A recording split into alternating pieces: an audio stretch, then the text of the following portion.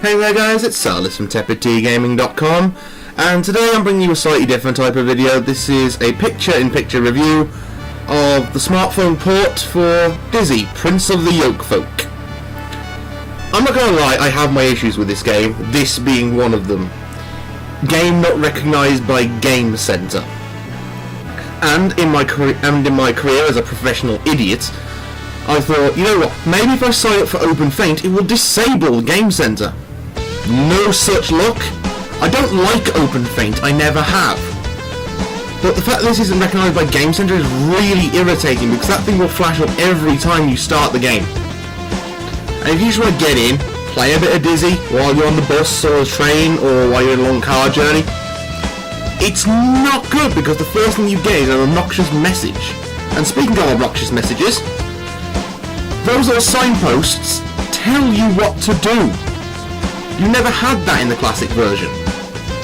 And in case any of you are wondering, the classic version in the top right corner is from the DOSBox version, which I've used to emulate it. I used to play it on the ZX Spectrum, which I found a lot more charming, but there we are. But it's just hard to get that recorded, and the smartphone version is actually the press trailer, because I don't know how to record the screen on my iPhone without using an actual camera, and that's bad quality. So forgive the gameplay of the main thing. If you do want to watch it the other way around, by the way, just click the annotation, it'll take you to a different video where the two screens are reversed, but the commentary is the same. Like I said, I have my issues with this game, and I've already outlined two of them. But there's also a lot of things I like about it. Like, I love the new higher definition graphic design. It's a lot smoother, so Dizzy looks more like an egg. And the NPCs are great as well. Like, the troll, who you'll see soon, is pretty scary compared to the old troll, who looked pretty derpy. The bard looks absolutely fantastic, even though he seems to be scratching his non-beard.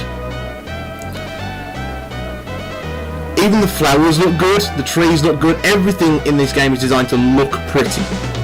Which is pretty much what Dizzy was all about. Even in the days of terrible graphics, as you can see, they did get the most out of it and they made it look as pretty as possible.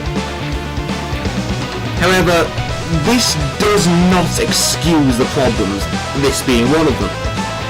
In the classic Dizzy games, every time someone spoke a new sentence, it would open up a new window, a new text window. In this, first of all, the conversations are heavily stripped down. I don't even understand why.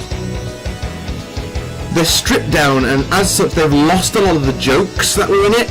And the jokes were pretty timeless, they weren't exactly topical for the early 90s. But the conversation isn't the only thing that's stripped down.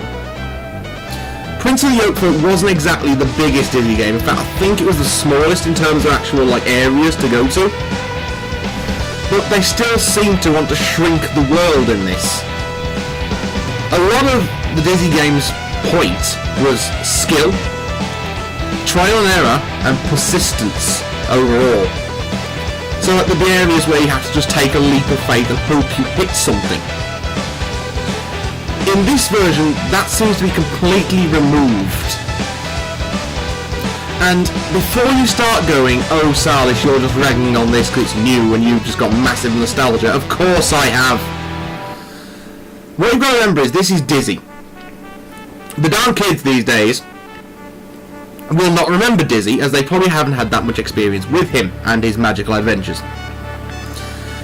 So this game is aimed at people who know Dizzy, who like Dizzy, and who have played Dizzy in the past. So they already go in knowing what to expect. Dizzy always had limited lives. Granted, in the later games he had a damage meter, so he could take a bit of damage before instant death. In the smartphone version, as many lives as you want, and all death does is reset you to where you failed from. The boat as well, where I am just now, well, where the trailer is just now, there's a boat. In the classic version, you had to actually work with the boat in order to keep up with it and not fall off and drown to death.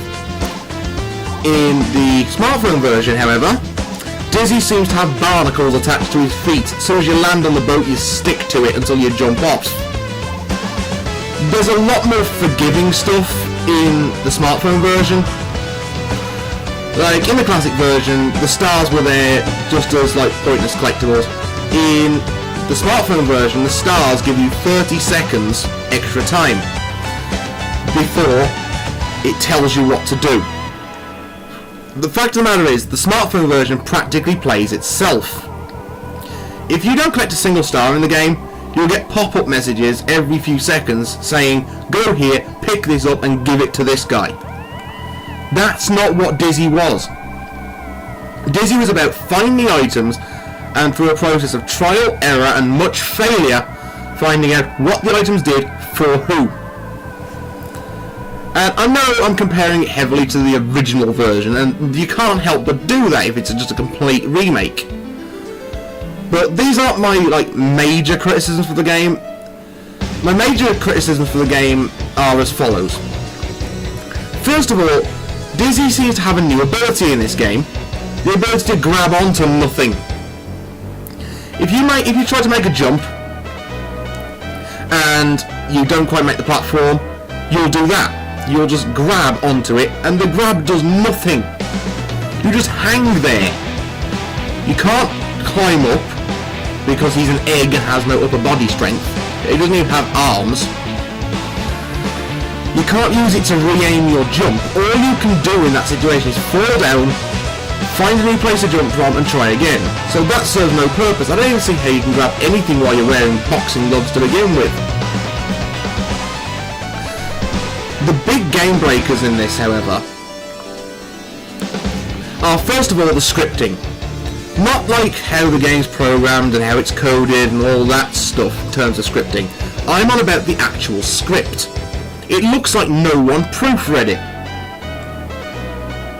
A perfect example of this would be, there's a point in the game where you have to talk to St. Peter, which involves you going up to the pearly gates.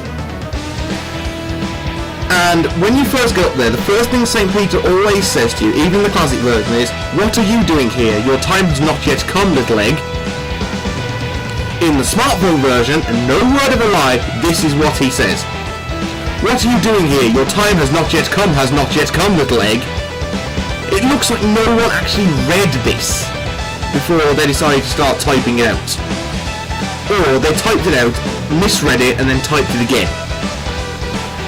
That is so bad, considering this game was released in 2011. But by far my biggest gripe with this game is the music. The music is fantastic in Dizzy, but if you get kicked out of the game on your smartphone for any reason, like a text message or a battery warning, the sound goes. You can go into the game, go into settings, turn it off and turn it back on again, and the sound is still not there. The only way I found to fix it was to close the application, turn my phone off, turn it back on again and restart the application. And even then it was very hit and miss as to whether you get sound or not. Don't get me wrong, I do like the game and I play quite a lot of it, but considering it's been out since 2011, I wouldn't pick this up considering it's an app you have to pay for. It's seriously broken. The script looks like it wasn't read. The only thing you're paying for is the updated graphics. So, in my opinion, until they patch out some of the major errors in this game, I wouldn't bother touching it. If they do patch out the errors, I'll be sure to give you an update, but that remains to be seen. But, to quote the Garo, belief or disbelief rests with you. I've been Salis, and I will see you next time.